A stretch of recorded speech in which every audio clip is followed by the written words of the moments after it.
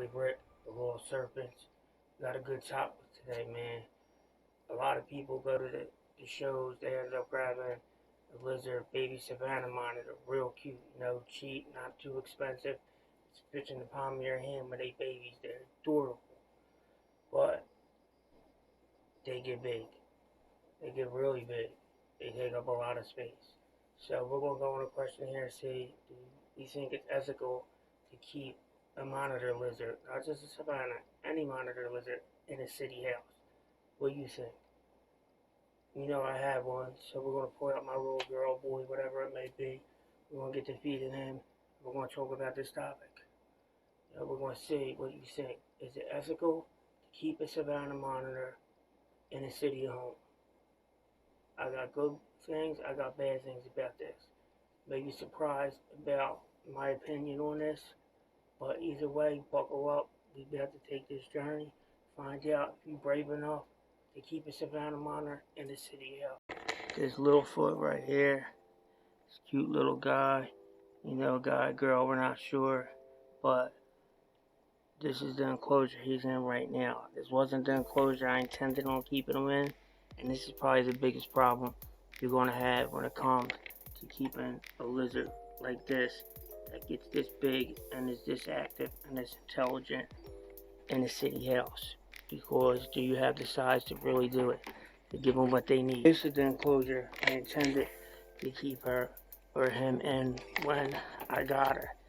But having her in there for a little bit, we was having trouble feeding her in there. They like to burrow. She would burrow down, get behind things, and I wouldn't see her for a couple days at a time. So I would have to dig her out after a couple days to make sure she ate, and it was making us go backwards as far as socializing and getting her to trust me. They're smart animals. If you're putting your hands on them all the time and they don't want you to put your hands on them, they're going to remember it. They're not going to like you. You can't force interaction with them. You got to let them want it. You got to know when they want it, when they don't want it, and go for what they want. So even this enclosure is small for a monitor like this. You know what I mean? This was going to be for the first couple months. She wasn't eating that. Put her in this. We got her eating again. And now, in a couple weeks, we're about to throw her back in there. Like I said, that's nowhere near the size. This one already on the side for her. Now this is 3 foot by something. Front opening enclosure. And that is definitely not even near the size it needs to be to get this animal what it needs. So with that being said, we're going to go from that enclosure. We're going to talk about what else we can do to keep them in the city cheap. And I'm probably going to go from that enclosure. I'm probably going to throw her in a grow tent for a little bit. Now, grow tents ain't the best option in the world, but they work. Keep humidity and stuff well. They keep temperatures well. That's huge with these animals. And they're cheap. I'm going to put her in that, let her grow out in that. I'm going to build her a forever home. I'm going to build her something big, something nice, something that she can move around in, something that stimulates her mind with a lot of branches and things for her in there. And that's my plan, to keep her in the city.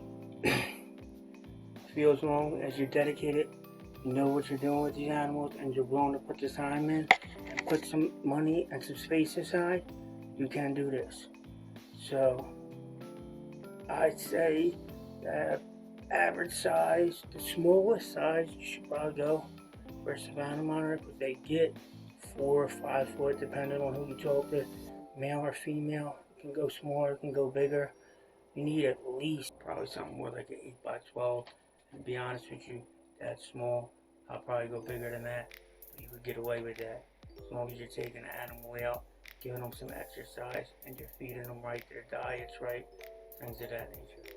With all that being said, let's get to the fun part of the video. Let's get Littlefoot. Let's feed her. Let's get some interaction going with them and show you how cute this little monitor is. Alright, so we got our guy here, Littlefoot. Eat some crickets. Got a couple different things to try and feed him here for you. And this is where a lot of people go wrong, man. They feed all rodents to this guy.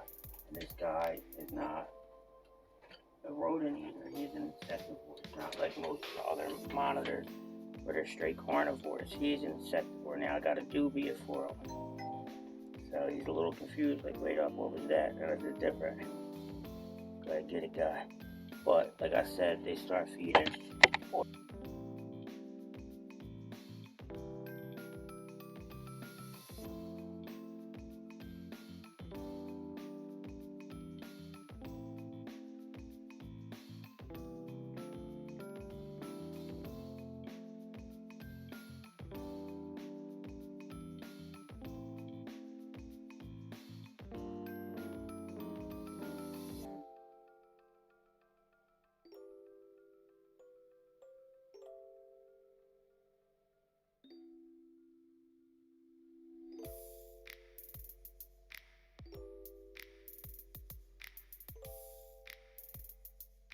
I do sometimes feed them quail eggs.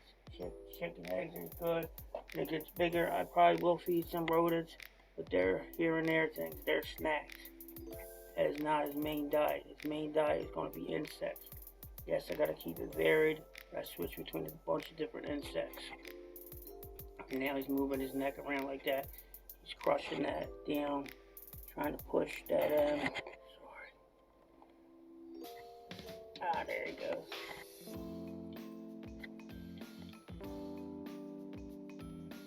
Yeah, you gotta feed them insects, man. Keep it varied, all different insects. You gotta add calcium powder and vitamin, I think vitamin D, A, whatever it is. Between that and the UVB lighting that you'll be providing for them, you'll be making up for some of the vitamins that they don't get from the sun. The noise I'm doing there, I'm trying to get him trained to the sound. Come and eat when he hears that sound. It'll be a lot easier when he's in a bigger cage if he does that. You don't want it, guy?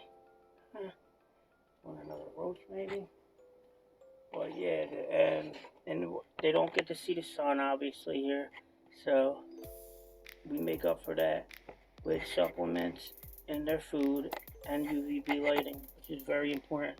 If you don't give them these things, they can't get metabolic bone disease and other things, and that's not good. Then you're going to give your animal a bad life.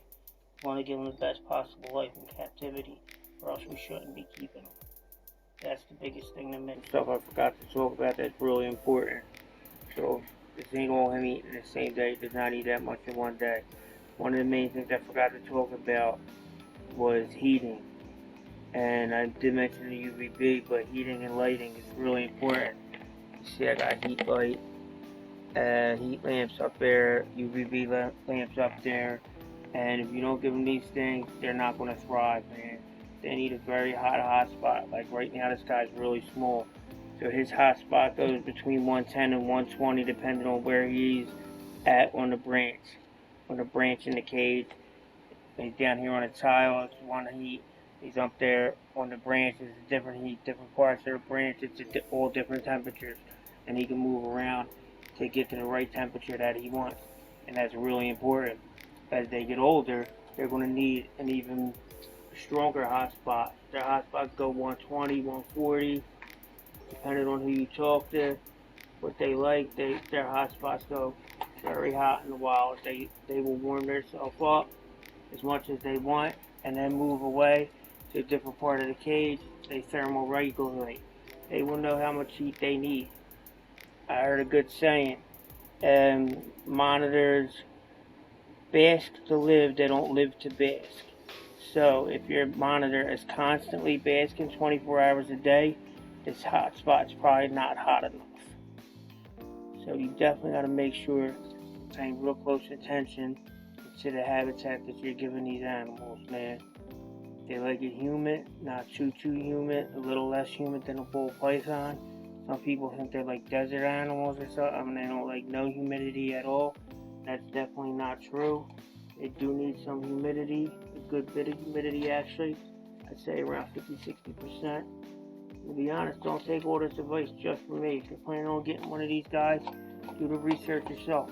Check multiple sources, and make the best decision that you think is best. I got some advice from people that I thought made a lot of sense, and it turns out It don't work for me. Not saying it was wrong. It just ain't working for me in the way I keep my little guy and what he likes. My little guy's thriving though, and that's what's most important to me. That these animals thrive, and my channel's about trying to show the personality of these animals. They have as much personality as your dogs and cats, maybe even more. Looks like he might be a little filled up. Usually when he's filled, he goes up top though on the branch, so maybe he's not. Nope, he's not done. See, he wants to let it go and catch it. Wants to hunt. See? He's playing with it. Don't play with your food, dude. That's rude. Did nobody ever tell you it's rude to play with your food? Oh. Oh.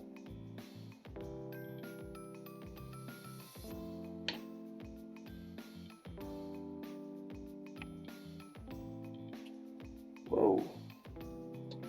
That's what he wants right there. He wanted to hunt. Wanted to be able to catch that thing. And that's natural for them. That's enrichment for them to be able to hunt like that. Move around, catch their food. It makes their brain work. It makes them think, and they're very intelligent animals. The more you get them to think, the better off it is. Keeping them monitor lizard in the city. And it is possible, y'all. It really is. As long as you're willing to do the things that need to be done, give this animal the right life. Very, very intelligent animals. When I'm feeding him and he's doing things, I can see the intelligence in his eyes. Man, you can bond with these animals really, really well. As long as you treat them right, they will treat you right. Once they lose the fear of you, you lose the fear of them, you can get a good bond going, man. We're starting to get that with me and this guy. Even my 4-year-old daughter is getting a real good bond with her. I got this lizard for my daughter because I keep the bull pythons. I'm starting to breed the bull pythons. But in reality, I noticed monitor lizard, they got bigger personalities, and she's going to form a better bond with a lizard than with a snake. She loves the snakes, don't get me wrong. She loves the snakes. Every time we was in the pet store, though, she was always going up to bearded dragons and stuff. Not against bearded dragons, they're great. I just didn't want one. If I was going to get a lizard, I was going to go for a lizard, a monitor lizard. And that's what we did. You got to give them the right hot spot. You got to give them the right temperatures, the right room, the right diet. And as long as you're willing to provide all them things and give this animal the right life, you can keep one in the city. The main thing I gotta say, don't get one because they're small and they're cute. And then in a year or two when it starts getting big, you can't give it what it needs and you want to get rid of it. It's not fair to the animal. Let somebody else get this animal that's going to take care of it and give it the life it deserves. So yeah, for most people, a monitor is not a great pet. It is not ideal to keep a monitor in the city. Especially if you're in an apartment, I suggest you don't even attempt it. But if you're willing to put in the effort, you know what you're doing, you're willing to put in some time to learn about them and learn the right ways to keep them, you can definitely do it. And you will have a bond. Hopefully you will have a bond for life. I love this little guy. He is awesome. She is awesome. Whatever it may be. Whatever it's going to identify as. And ultimately, with the cage that I end up building it, I'm going to go all the way up. If you don't know, check out my channel. You'll see some other bioactive builds I did for my ball pythons. I really get into the bioactive stuff. So, with that being said, man, you want to see this little guy grow, you want to get more information, you want to keep a monitor in the city, you want to learn about breeding bull pythons, or follow my journey in my first season trying to breed bull pythons, like, comment, subscribe. Let me know what kind of animals you have. Let me know if you'll be willing to give up half a room, a whole room, to an animal in your house. Let's have a conversation, man. Let's get to it. With that being said, I'll catch you on the next one. Deuces.